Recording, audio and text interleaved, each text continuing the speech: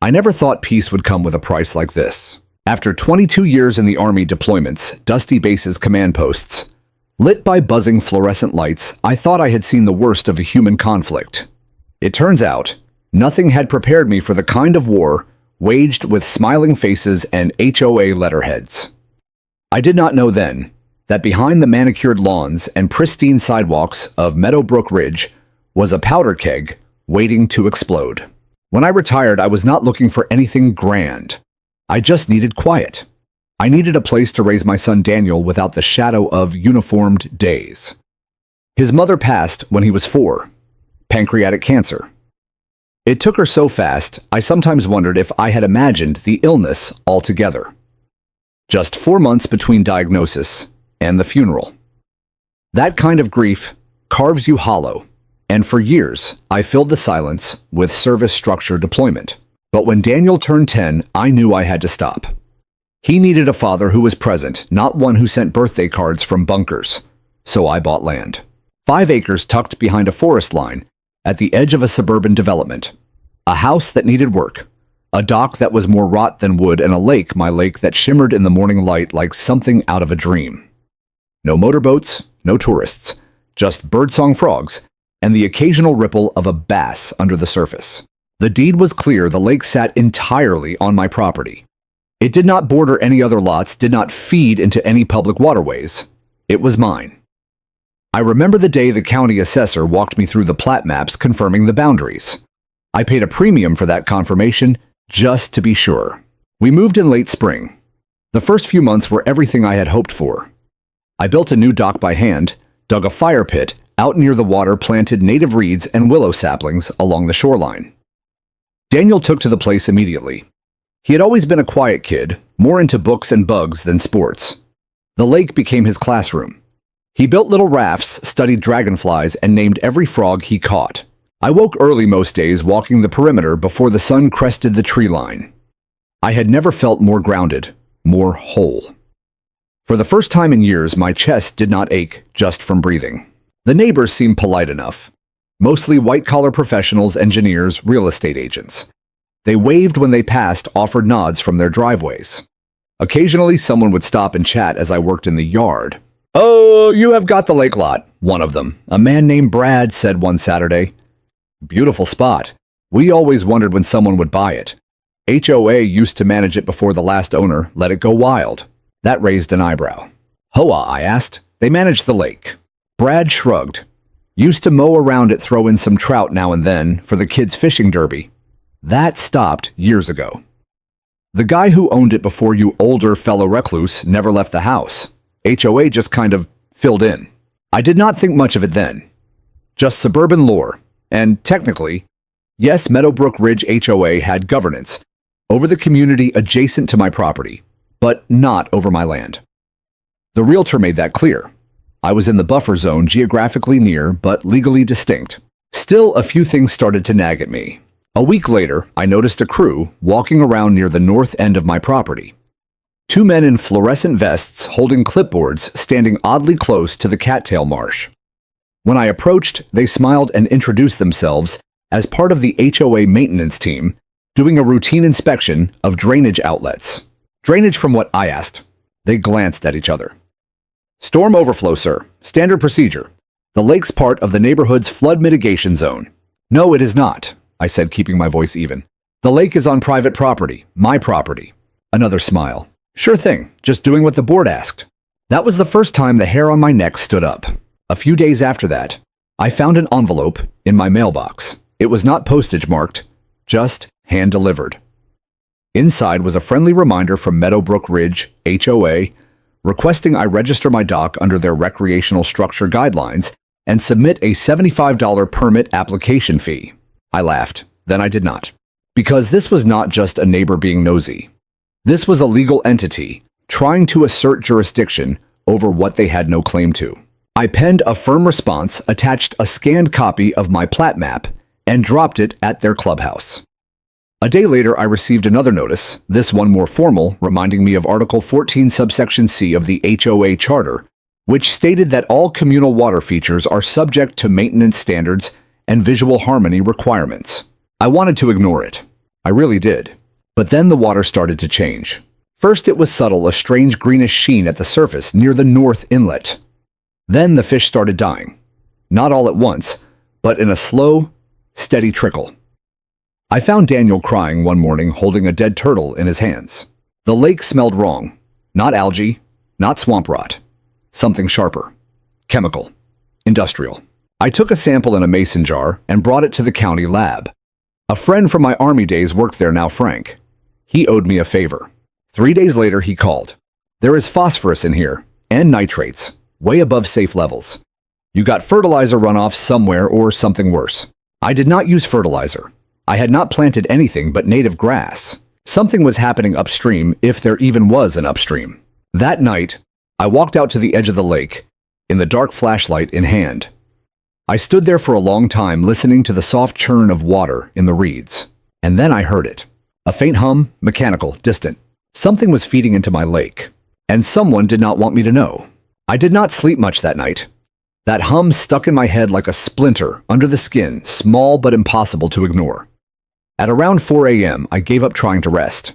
I poured myself a black cup of coffee, grabbed my boots, and stepped outside with a flashlight and my Nikon camera. The lake was cloaked in fog mist, curling off the surface in ghostly ribbons. If it were not for the sour scent, it would have looked like a painting. I walked the perimeter deliberately quiet, following the sound I had heard. And then just past the cluster of wild sumac, near the northern tree line, I saw it, a narrow pipe no thicker than my wrist, camouflaged in the brush and half buried in mud. It was not part of anything I had installed. Water trickled out of it, slow, nearly invisible, in the dark, but it was there. I crouched beside it, catching a whiff of something metallic and bitter. I dipped the end of a stick into the outflow and brought it to my nose. Definitely not rain runoff. The pipe was not out on the surface map. I double-checked the old survey files from the county database when I got back inside. There was no record of any official storm drain or public utility crossing my land at that point. It had to be illegal. I spent the next few days cataloging everything. I took photos from multiple angles, measured the flow, marked coordinates. I even rigged a wildlife camera on a nearby oak tree to see if anyone came to service the pipe. Daniel asked what I was doing, and I just told him I was checking on the frogs. I did not want him worrying. Not yet. Still, I could not shake the sense that someone was watching us. That week, the water got worse. By mid-July, the lake was changing color, green in some places, reddish in others. Birds stopped coming. The bullfrogs went quiet. One morning, I found a family of ducks lying motionless on the far bank. It was like death had settled in, quiet and unbothered. Daniel noticed too. "Why are all the frogs gone?" he asked one evening as we sat on the dock. He had a little net in his hands, still hopeful. "And the water smells like a Band-Aid." I swallowed hard. Something might be wrong with the water, buddy. "I am looking into it." "Can you fix it?" His voice was so small when he asked that. Like he already knew the answer might be no. "I will try," I said, and I meant it. That same week, another envelope showed up again, unmarked, stuffed in our mailbox. This time it was labeled Notice of Noncompliance, Shoreline Aesthetics and Environmental Standards. Inside was a multi-page letter outlining my alleged violations, overgrown native reeds, unapproved dock coloration, and the unauthorized draining or modification of a communal water feature. I wanted to scream, not just at the gall of it, but at the careful weaponization of language communal water feature. They were trying to rewrite the truth by sheer repetition. I called the number at the bottom of the letter. No answer. Just a voicemail recording of a chipper voice. "You have reached Meadowbrook Ridge, HOA. Leave your concern below and we will get back to you shortly." They never did. So I went to the next HOA meeting in person. It was held at the community clubhouse, a structure that looked like a ski lodge, with its over-polished floors and lemon-scented hallways. I was not technically a member, since my property fell just outside their official boundary, but that did not stop them from acting like they owned the whole county. There were about 20 people in attendance, retirees mostly, a few couples in polos with clipboards. The board sat behind a folding table with neat name placards, President, Treasurer, Landscaping Chair, Compliance Officer. I waited until the end of their agenda, then stood up. "My name is Michael Reed. I own the lake property on East Hollow Drive." A few heads turned. Some nodded with vague recognition. I have received 3 notices from your board claiming jurisdiction over my property and the lake that sits on it. I want to state clearly for the record that lake is privately owned. It is fully within my parcel. It is not a communal space, not a runoff zone, and not under your authority. The President, Diane Wells, a woman in her 60s with perfectly styled gray hair and a smile that did not reach her eyes, leaned forward slightly. Well, Mr. Reed, the previous owner, allowed community access. Fishing paddle boats, seasonal events. There is precedent. There is no legal right-of-way, I replied. And I have the deed to prove it. She did not flinch. Well, surely we can find a cooperative path forward. The lake plays a vital ecological role in our neighborhood. It is part of the drainage strategy. Drainage strategy, I asked, because someone is pumping something into my lake. That made a few murmurs ripple through the room. Diane blinked once. We have no knowledge of any active drainage lines into the lake. I found a pipe, hidden unmarked, still flowing. She straightened her papers. If you believe someone is acting unlawfully, you should file a complaint with the county. I will. And I walked out. 3 days later, a new notice appeared. This one accused me of obstructing community maintenance. They claimed I had interfered with critical water flow infrastructure. They attached a fine of $1,200. That is when I realized it was not just about the water. It was about power. They were testing me, seeing if I would back down, fold under pressure. Maybe they thought I was just another quiet veteran looking to be left alone. Maybe they thought I would take my fishing rod and go away. But I had fought worse enemies in worse places, enemies with guns, not clipboards. And I did not survive all that just to let a suburban HOA poison my land and teach my son that bullies get to win. So I went quiet. I did not respond. I did not escalate. Instead, I started preparing. I spent my evenings researching stormwater law, property boundaries, and EPA reporting protocols. I collected samples every other day, mudwater, plant matter. I labeled them, logged them, stored them in a locked freezer I bought just for this purpose. I mapped the pipe's location, set up more cameras. I found not just 1, but 3 separate inflow points, each cleverly buried, each active only at night. They thought they could drown me in silence. They had no idea who they were messing with. I did not have a law degree. But I had something most people in Meadowbrook Ridge lacked: experience navigating bureaucracies, more terrifying than any HOA boardroom. Years ago in the Army, I was tasked with handling logistics in war zones, fuel contracts, supply lines, environmental compliance. That meant reading regulations inside and out, finding loopholes faster than a contractor could disappear with government money. When things got ugly, I knew how to build a case. Quietly, meticulously, patiently. Now I was building one again, this time in the shadow of my own front porch. But as my folders of evidence grew, so did the HOA's pressure. It started with a letter certified this time. An official notice from Meadowbrook Ridge, HOA's legal counsel. Dear Mr. Reed, pursuant to our ongoing review of community infrastructure assets and shared environmental features, your property and lake are now under consideration for formal inclusion in Meadowbrook Ridge's Environmental Maintenance Plan. Please submit all future improvements for approval. Failure to comply may result in liens and additional assessments. Regards, Gwen Tolliver, HOA Legal Affairs Committee. I read it 3 times. It was not just overreach. It was encroachment disguised in soft legalese. They were laying groundwork to claim my lake, not just regulate it.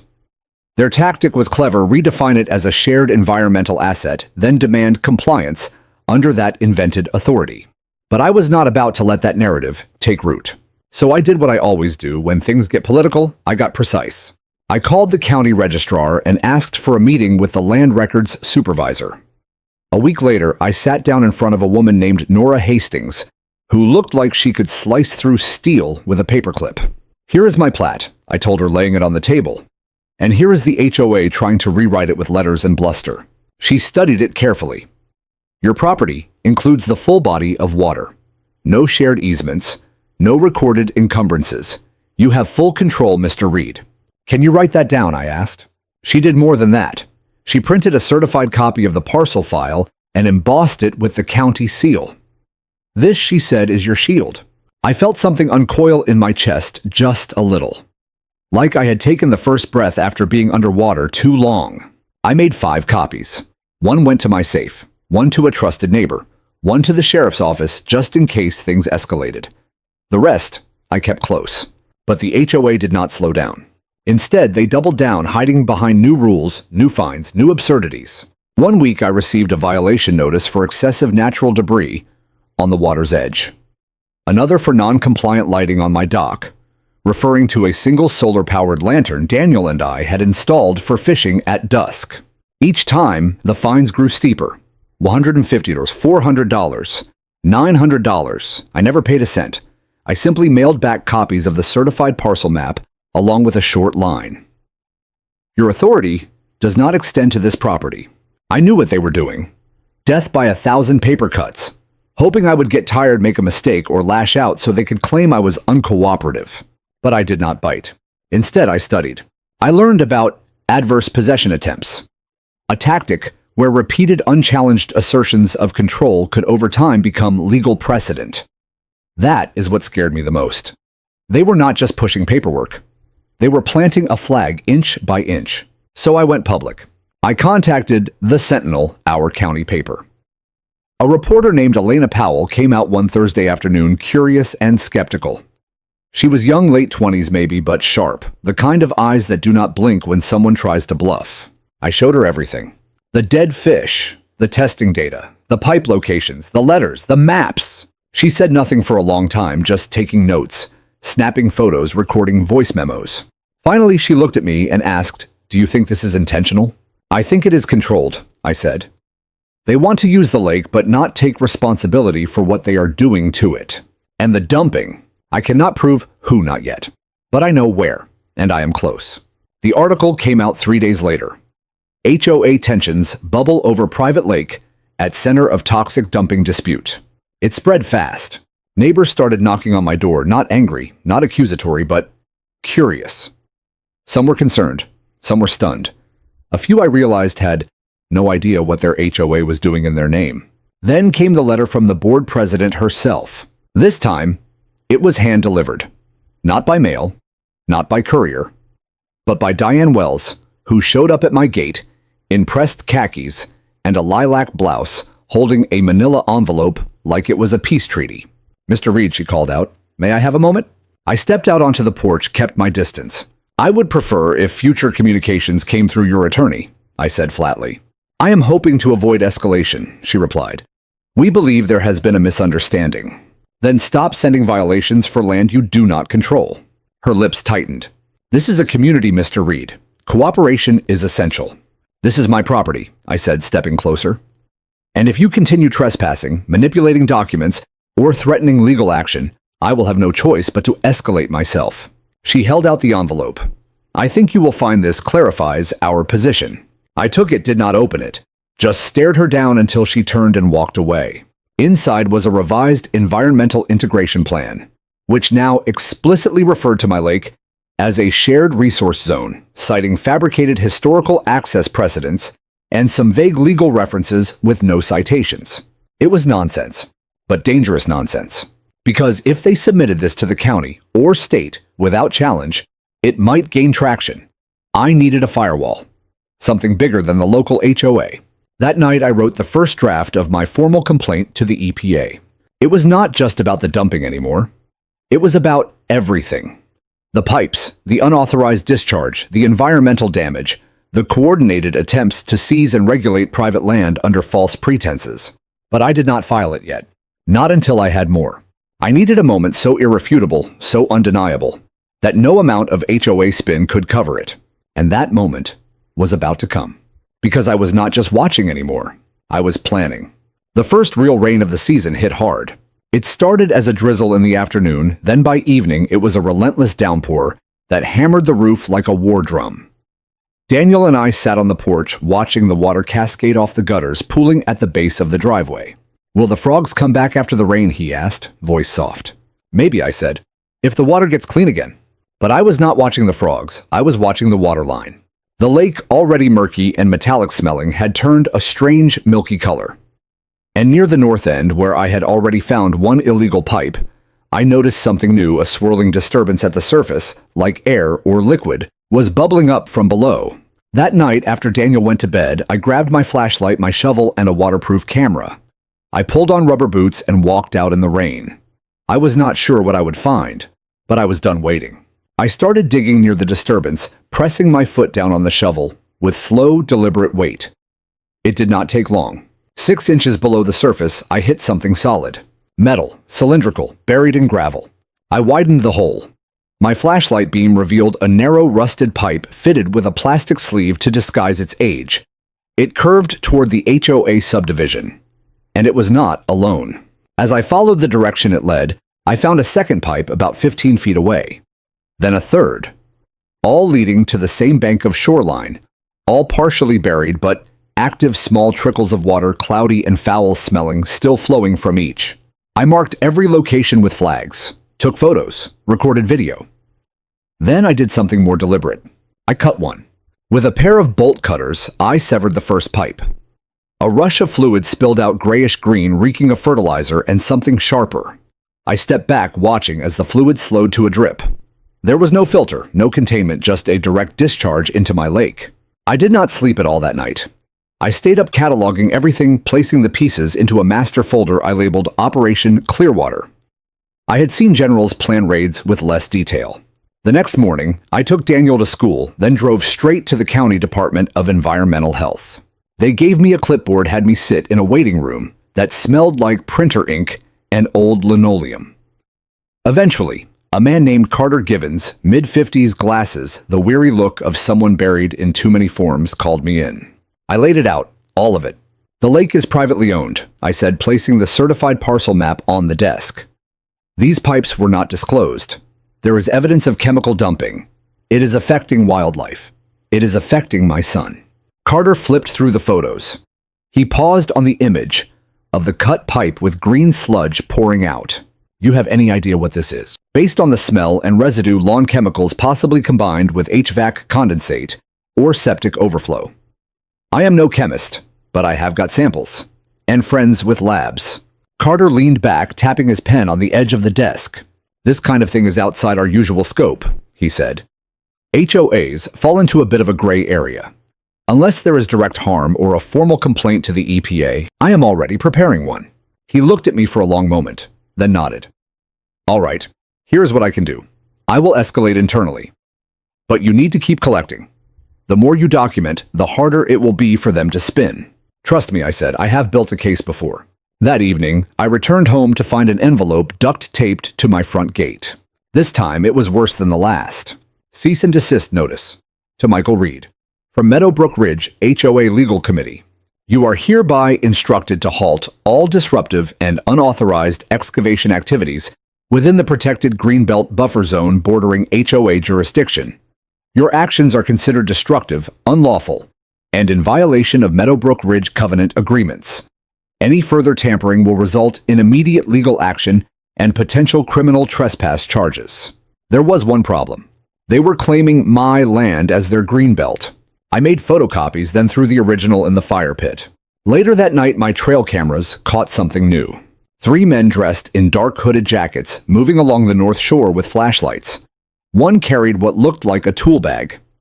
They stopped at the spot where I had cut the pipe. The footage was grainy, but I watched as they dug up the connection point and tried to seal it again with duct tape and a plastic coupling. They were not from the county. They were not from the HOA's landscaping team either.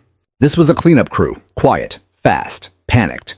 I printed the footage and stored it off-site. Called my friend Frank, the lab tech, and asked him to prioritize the samples I had dropped off.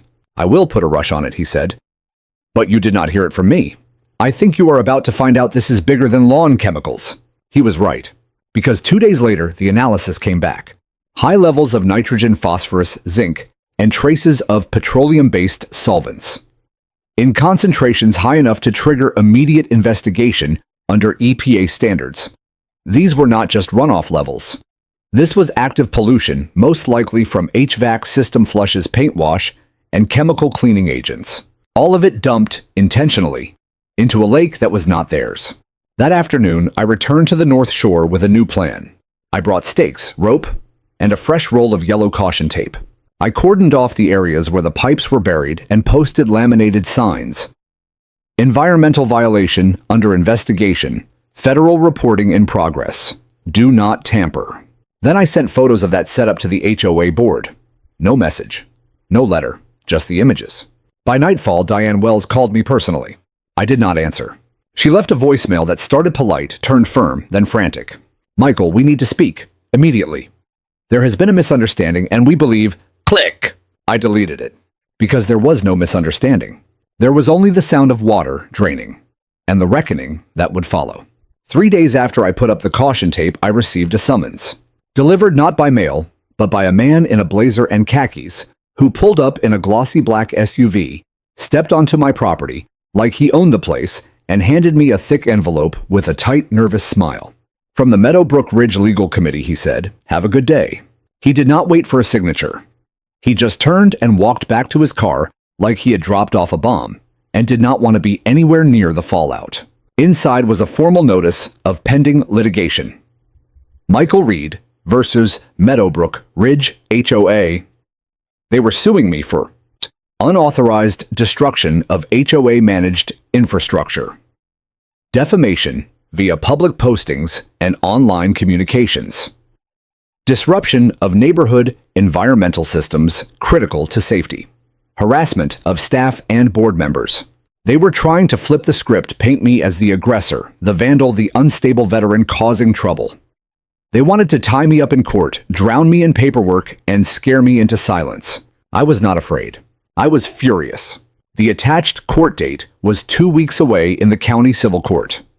They had even hired outside counsel, a real law firm from downtown, with a reputation for aggressive HOA defense. I knew what they were counting on: legal fatigue. Most people do not fight HOAs because the process is endless. It is not about being right. It is about being worn down. But they picked the wrong target. I called a friend from my Army days, John Slater, now an attorney in Denver. We had not spoken in years, but he took my call like no time had passed. "You remember what I did for Sewer procurement?" I said. He laughed. "How could I forget? You wrote a 400-page contract report in a war zone. I need help again." I sent him the full packet, every letter, every photo, the footage, the test results, and the summons. It took him less than a day to respond.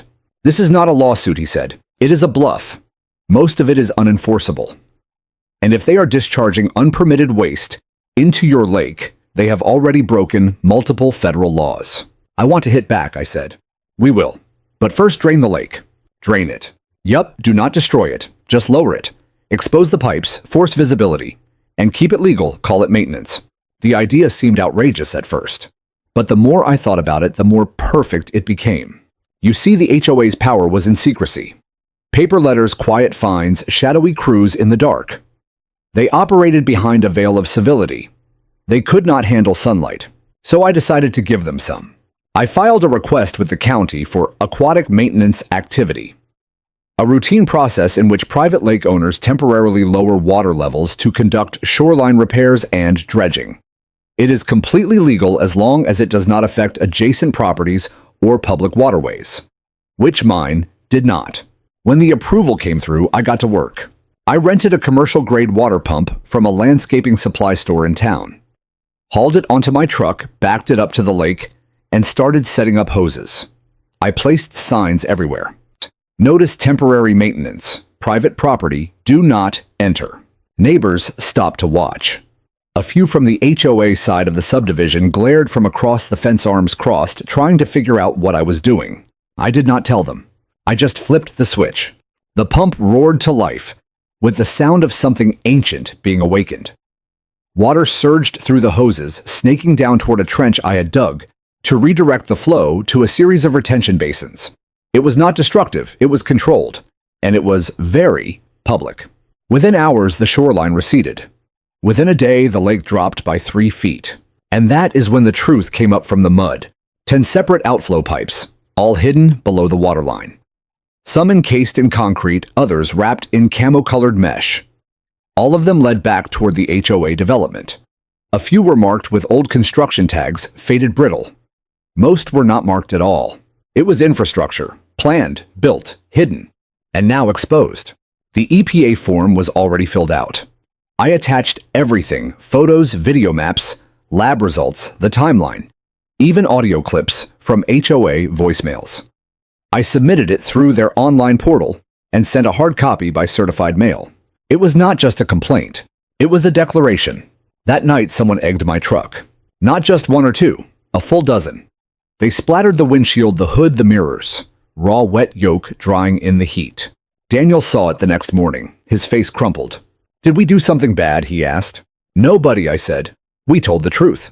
And some people do not like the truth." I spent that Sunday scrubbing the truck, thinking about how petty fear makes people. They could not silence me legally, so they tried with threats, vandalism, intimidation. But I did not stop the pump. By midweek, the lake had dropped another 2 feet. I laid down caution tape around every exposed pipe and posted laminated printouts of the federal statutes they were violating. And then, as if summoned by the weight of it all, the EPA showed up. 2 black SUVs rolled up to the property around 9 a.m. unannounced. 4 people stepped out, badges, clipboards, utility belts. No suits, no smiles. They asked for me by name. I walked them around the perimeter, showed them the photos, the footage, the drainage maps I had created. I gave them samples, introduced them to Daniel, offered water and shade. They did not say much, but they took everything. When they reached the exposed pipe cluster at the north bank, one of the inspectors crouched and whistled low. "This is not accidental," she said. She did not elaborate. Just took a sample and dropped it into a plastic container with a bar-coded tag. Then she turned to me and said, "We will be back." And they were. 2 days later, half the HOA board was served. I did not see it firsthand, but word spread fast. One neighbor told me a marshal showed up at Diane Wells' house just after breakfast. Another board member reportedly tried to leave town that night, failed. Their lawsuit against me dropped immediately. Their lawyer vanished from the case. And as for me, I slept for the first time in months without checking the cameras, the mailbox, or the shadows near the shoreline. Because now they were the ones watching the door, waiting for my next move. Long before the EPA arrived in their unmarked SUVs, I knew I would need more than just pictures and complaints. HOA boards like Meadowbrook Ridge thrived in shadows, in whispers, hallway meetings, and unrecorded votes. They bullied people who did not know how to fight back. But I did. Surveillance was not new to me. In Afghanistan, I had helped set up remote sensor arrays around forward operating bases. We were not watching animals. We were tracking movements, learning rhythms, patterns, deviations. So when the first dead turtle washed ashore, and the lake turned from emerald green to sickly soup, I did not yell. I did not march into the HOA office with fists clenched. I just began recording. The first camera I mounted was an old trail cam from a hunting trip years ago. I placed it high up on the eastern oak, angled downward to catch the northern pipe and its outlet. Motion triggered, infrared, completely silent. I called it Watcher 1. Within a week, I had 5 more. Watcher 2 caught the south bank near the shallows where Daniel liked to wade before everything went foul. Watcher 3 overlooked the narrow stretch between my dock and the spill cluster. I mounted Watcher 4 to the roof of my shed, camouflaged under a fake birdhouse. Each camera backed up to a private hard drive in the attic, hidden inside a military-grade fireproof case. Then I did what few people ever think to do. I pointed one camera inward toward my own front gate. That is the one that caught the egging. And the men in the hooded jackets. And more importantly, the woman who returned several nights after I started draining the lake. Diane Wells.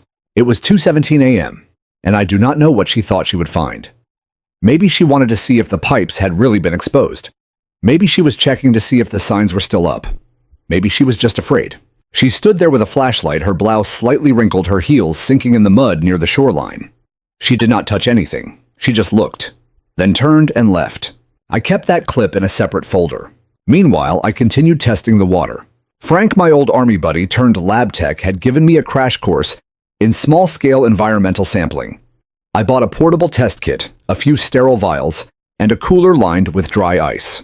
Every 2 days, I collected from 5 different spots: inlet, center, lake, outlet, shorebank, and pipe. I labeled each with time, temperature, and GPS coordinates. Overkill, maybe. But this was not just about science. It was about credibility. Frank called me one evening after reviewing the week's samples. "Mike," he said, his voice low, serious, You have got traces of toluene and xylene. Industrial solvents, not just lawn runoff. Toluene, I repeated, sitting down hard on the porch steps. Yeah. They are found in adhesives, paint thinners, and sometimes older HVAC discharge. And you are clocking it in the parts per million. Enough to trigger EPA scrutiny, even without the phosphorus and nitrates. Any idea how long it has been happening? He exhaled. Hard to say without sediment samples, but this is not new. It has just gotten worse. I closed my eyes. Somewhere deep inside me, the soldier part, the one I tried to put away, started moving again. Focused, cold, strategic. Thanks, Frank, I said. Keep everything. Lock it down. He did better than that. He sent me signed lab reports, chain of custody documentation, and even helped me set up an encrypted cloud backup of every file I had, photos, videos, spreadsheets. By then, Daniel had started asking deeper questions. Why do people keep looking at us funny? He said one night over dinner. What do you mean? At school? In town. They stare, like we are doing something wrong. I put down my fork. Some people do not like it when others stand up for themselves. Are we in trouble? No, I said. We are telling the truth. And we are protecting what is ours. He nodded, but I could see it in his eyes, the worry, the understanding. Kids know more than we give them credit for. I did not want him growing up afraid of speaking out, so I did something bold. I created a website. It was simple, black and white, just the facts. I posted a public letter. Why I am draining my lake.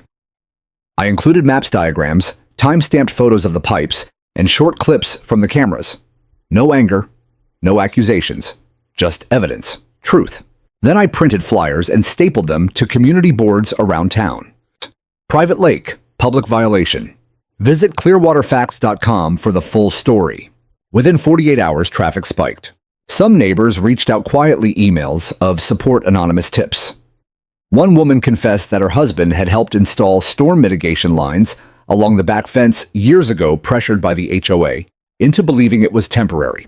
Another neighbor, a retired city worker, gave me something even better, old blueprints of the subdivision from 2009. On them, 2 drainage lines were marked as provisional but never approved by the county. No permits, no environmental review. They had been operating under the radar from the start. Now the radar was aimed back at them. HOA board members stopped waving, stopped walking their dogs near my property. One truck with the Meadowbrook Ridge logo parked across from my driveway for nearly an hour, engine idling until I stepped outside with a phone and a tripod. They left in under 10 seconds. But the cameras kept recording, and the lake kept draining, and every day more secrets came to light. On the 6th day, I uncovered a pipe with a rusted shutoff valve and a corroded inspection tee marked 2007 Liberty Engineering. I took a sample from inside the pipe and found a thick black sludge with a rainbow sheen. It was no longer just a dispute over land. It was a cover-up, and I was about to pull back the final layer. It took 8 full days to lower the lake to where I needed it low enough to expose the final outflow clusters. The cracked concrete conduits, the black streaked sludge that had formed at the very bottom like an oil slick from a forgotten war. And I did it all myself. No contractors, no backhoes, just a 5,000-gallon-per-hour pump, a makeshift gravity trench, and the quiet determination of a man with nothing left to lose and everything to protect. The shoreline looked like a battlefield, muddy, cratered, littered with sun-bleached beer cans and broken PVC. Most people would have been ashamed, but not me. I wanted it to look exactly as it was, unexposed. The lake had been my sanctuary. It had given me peace after years of death, after watching my wife vanish into pain and silence after burying too many friends. And now that sanctuary had been poisoned, so I turned it into a weapon. Word spread fast. Cars slowed down along the gravel road in front of my gate. Some stopped. People stared at the barren lake bed, with expressions that ranged from shock to quiet admiration to thinly veiled contempt. The HOA leadership, they were silent. No more notices, no more emails, just absence. That silence was louder than their threats. One morning, while I was hammering in another caution sign, I spotted someone standing just beyond the fence line. A young man in khakis, tablet in hand, trying to act casual while taking photos. I waved. He did not wave back. That same afternoon, I received a cease and desist email from a newly retained law firm. This time, they claimed that my unauthorized environmental excavation had caused irreparable aesthetic and economic damage to the Meadowbrook Ridge community. They were demanding $280,000 in restitution. I forwarded the email to John Slater, my friend and attorney in Denver, and wrote 2 words: "Let's dance." John called me 5 minutes later laughing. "They are panicking," he said. "That number is fake. They are throwing mud and hoping something sticks. I will respond formally. But Mike, this is not a lawsuit. It is a confession." "What do you mean?" "I mean, they just acknowledged the lake matters, that it is central to the community, that they relied on it, and that your actions, your lawful actions on your own land, threaten to expose something they are desperate to keep buried." He was right. The more they tried to control the narrative, the more they confirmed mine. The day after, I received a letter from the city water department. Not a complaint, a thank you. Apparently, the EPA had contacted them as part of their preliminary investigation. My documentation helped them identify cross-contaminated storm lines and unapproved overflow routing that had been quietly leaching into the aquifer for years. They were now conducting a citywide audit. And the kicker, they were using my lake as the control zone. They even offered funding for future rehabilitation contingent on my cooperation with their investigators. I agreed on one condition: that all testing, all reporting, and all eventual cleanup work be made public, fully transparent. The city signed off. 2 days later, EPA investigators returned with hazmat suits and portable drilling gear.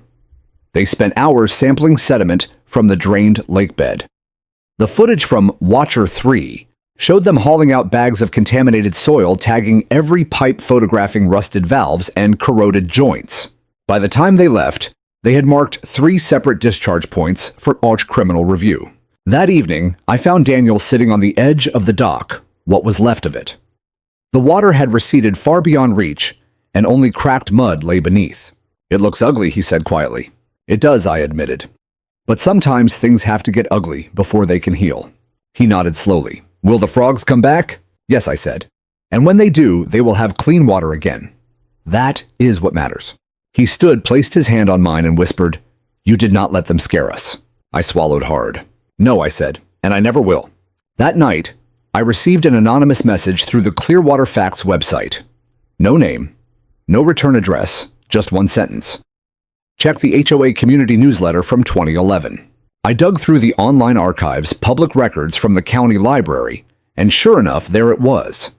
Meadowbrook Ridge Board approves green drainage initiative. The article was a puff piece. But buried inside was a paragraph about temporary experimental piping to redirect seasonal overflow to adjacent non-buildable land parcels. My parcel.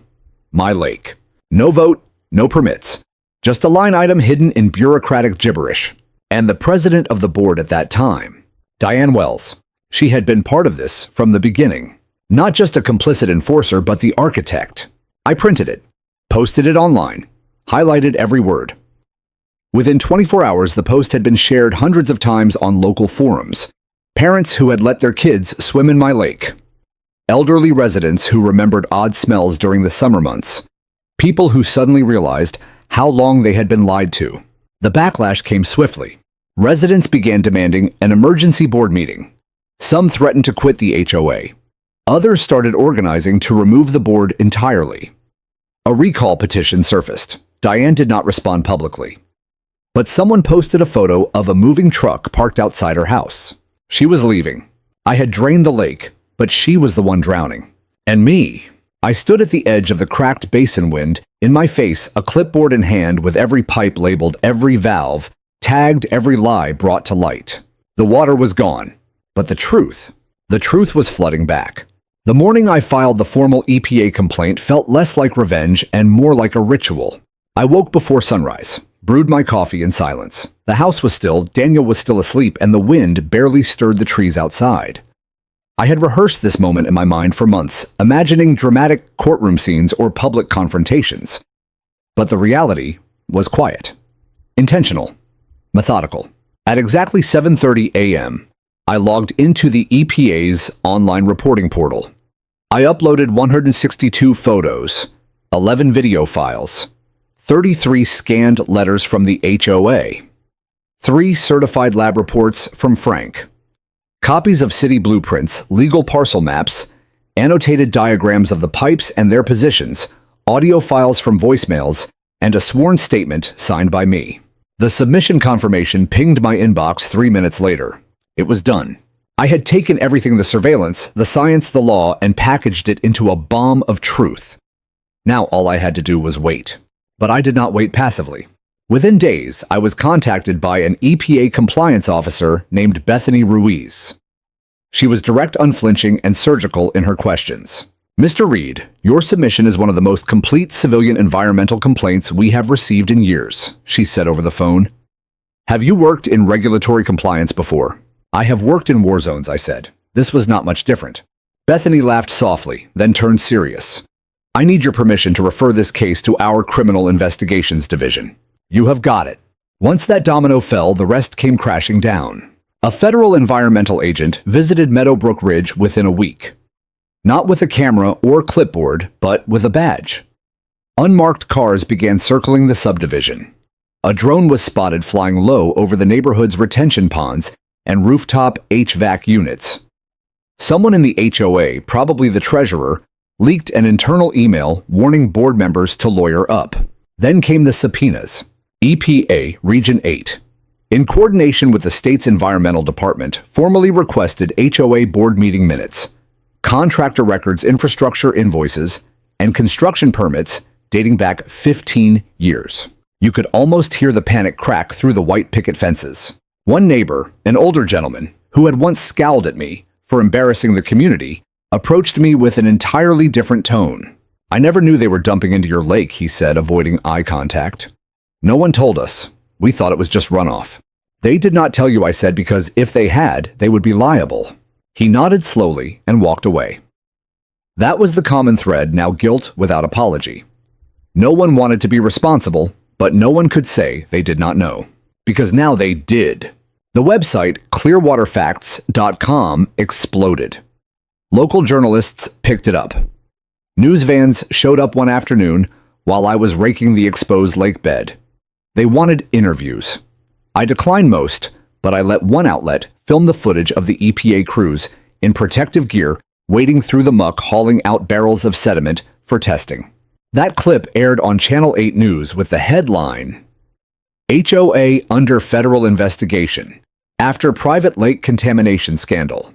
It was surreal watching my story play out in pixels and anchors' voices.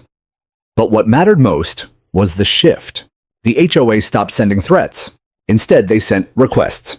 I got an email from a new interim board president, someone named Kelly from the south end of the neighborhood.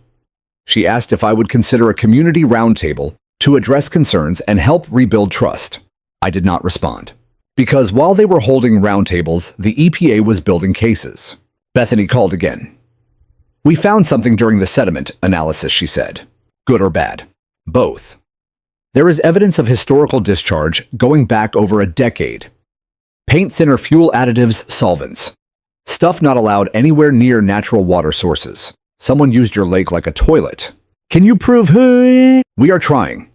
The contractor names are murky LLCs dissolved years ago. But we are seeing patterns, enough to press charges if we can link the board members who signed off." She paused, then added, "You started something bigger than you know." That stayed with me. Because I had not set out to start anything. I just wanted to be left alone. To raise my son. To hear frogs again at dusk, and not worry about what was seeping into his skin when he dipped his feet in the water. But the damage had been done to all of us. Every neighbor who had walked past that lake. Every dog that drank from it. Every child who splashed in what they thought was safe water. And the board, they knew. Maybe not every detail. Maybe not every drop, but they knew enough to hide it. To fight me. To threaten and fine and fabricate until I either gave in or went away. But I did not go away. I drained the lake. I recorded them. I filed the complaint. And now the truth was in the hands of people with power. The best part, it was not just the EPA anymore. After the story broke, a group of homeowners in another development reached out. Their HOA had pulled similar stunts. Secret piping, forced landscaping contracts, fines used to fund environmental improvements no one ever saw. Then another group contacted me. And another. Within a month, Clearwater Facts became a network, a place where people started sharing their own stories, their own evidence. I created a submission form, a searchable database. Volunteers helped translate records. Attorneys started volunteering pro bono. It grew faster than I could have imagined. And all of it started with one drained lake. One man, one truth. The last thing I did that week was walk the perimeter of my property, now dry and cracked, marked with EPA tags and fluorescent orange flags. The wind carried the smell of clay and exposed stone. I stopped at the center of the lake bed, where Daniel and I used to fish. I knelt, placed a hand on the earth, and whispered, "You will breathe again, I promise." Then I stood, looked toward the horizon where the water used to glisten, and waited for justice to ripple outward. The first arrest came at dawn. I heard the news not from the media, but from Frank. He called just after 6:00 a.m. His voice filled with the kind of stunned disbelief that only comes when something you have waited for actually happens. "They got her," he said. "Diane Wells. The EPA handed it off to the U.S. Attorney's Office. She is in custody." I stood in the kitchen, coffee cooling in my hand, listening as he read the charges from his computer screen. Unlawful discharge of pollutants into a navigable water of the United States. Tampering with environmental monitoring equipment. Obstruction of a federal investigation. Conspiracy to defraud environmental regulatory agencies. 4 felonies, no bail. It did not feel like vindication at first. It felt surreal. Like the weight I had been carrying for months had not vanished. It had just been shifted onto someone else's back. But then the news broke wide. Local outlets picked it up first, then regional, then national. The headline that appeared on CNN's site made my jaw drop.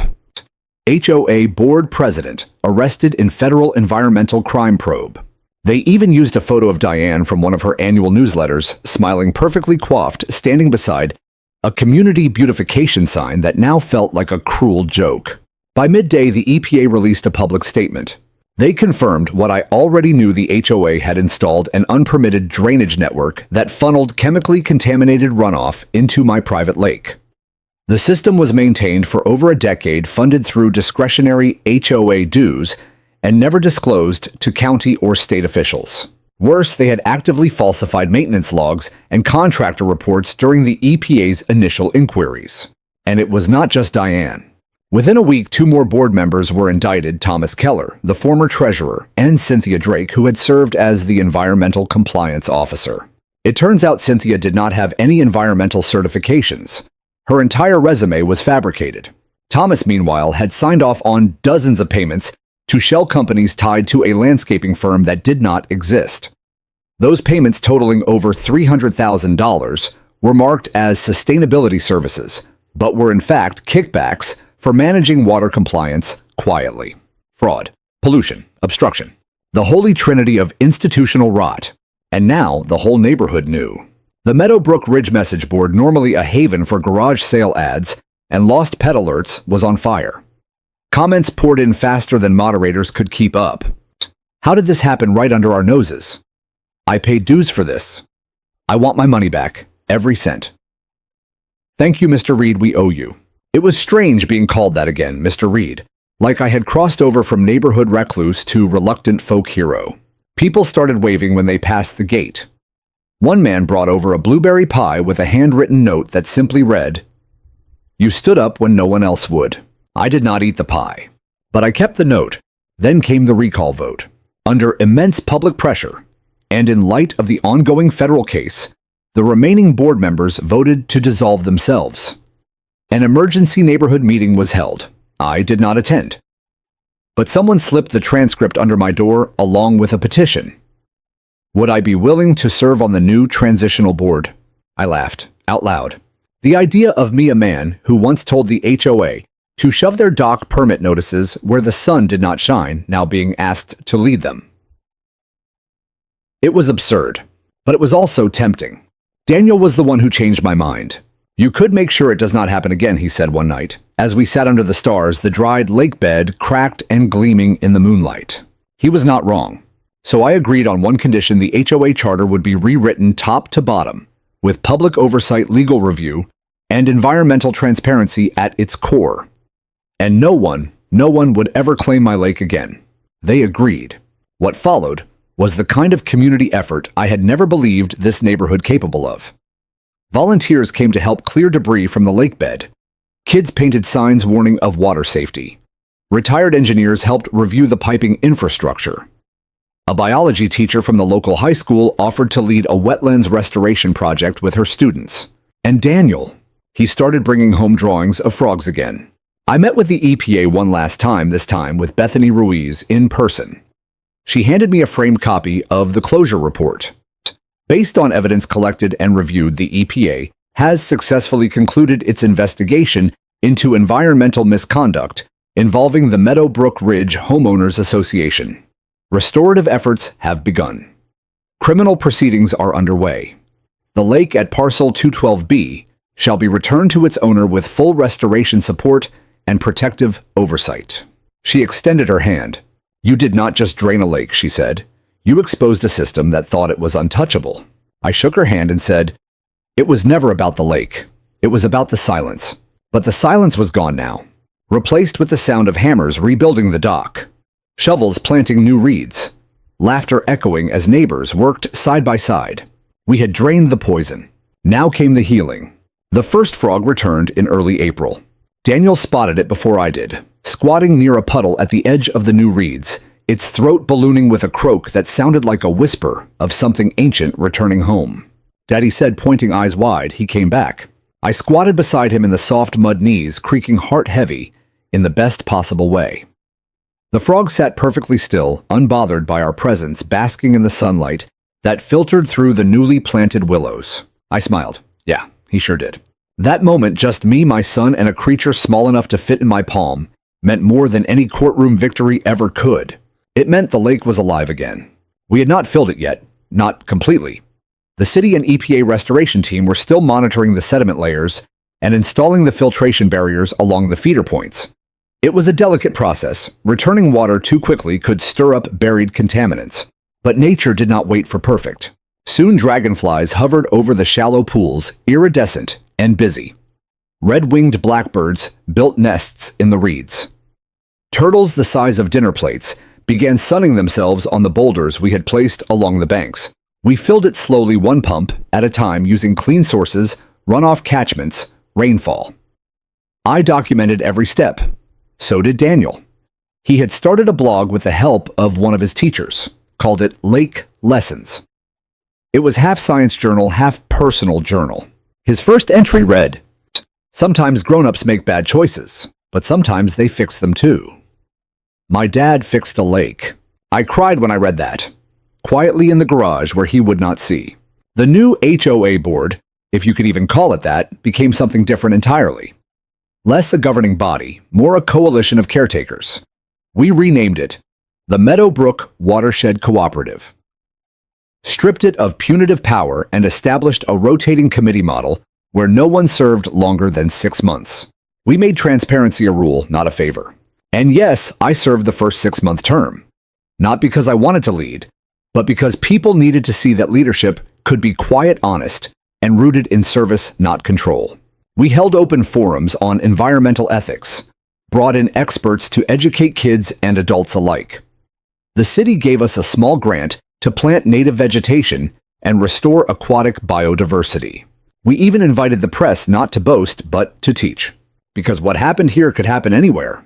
All it takes is one unchecked authority, one overlooked pipe, one community too afraid or too tired to ask the hard questions.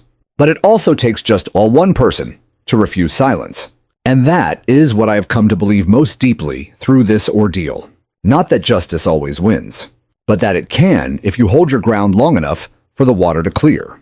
The last time I stood in the center of the dock, newly rebuilt, with recycled cedar, donated by a local lumberyard, I looked out across the full lake and saw reflections again. Not just of the trees or the sky, but of everything that had changed. The neighborhood was not perfect. We still disagreed on mailbox design, parking rules, and how often to mow the greenbelt. But those things did not matter like they used to. Because now we had a shared memory, one that lived beneath the surface. Daniel stood beside me, taller now, voice deeper than it was the year before. I think they will come back in big numbers this year, he said, scanning the water for ripples. The frogs, I mean. I nodded. I think so too. He looked at me. You ever think about selling and moving? I blinked. No. Why? He shrugged. Just wondering. Most people would have left after what happened. I smiled. Most people did not build this place from the bones up. This is ours, Daniel. Every inch of it was fought for. He nodded slowly, understanding more than he let on. I reached into my pocket, pulled out a small glass vial, sealed and labeled with a bit of murky sludge at the bottom.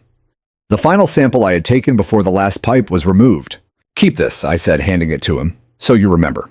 He turned it in his fingers, squinting against the sun. Looks gross. It is, I said. But it is proof. Proof that bad things can hide in beautiful places. And proof that we do not ever stay quiet again. He tucked it into his hoodie pocket, thoughtful. Behind us, laughter erupted near the south bank, 3 kids splashing in the shallows, supervised by a mother sitting in a camp chair waving as we looked her way. I waved back. It felt simple and earned. The EPA closed the investigation fully 2 months later. Charges stuck for 3 of the former board members, 2 pled guilty to conspiracy and falsification of environmental reports. Diane Wells was sentenced to 18 months in federal prison, plus a 7-figure fine. She had tried to settle, of course, but the court made it clear this was not a mistake. It was a choice. And choices have consequences. I never saw her again. Did not need to. The lake healed slowly, just like us. The frogs came back, the reeds grew tall, the fish returned. And every now and then, when the wind is calm and the sun sits just right, I see the surface go still like a mirror, and I remember how far we have come.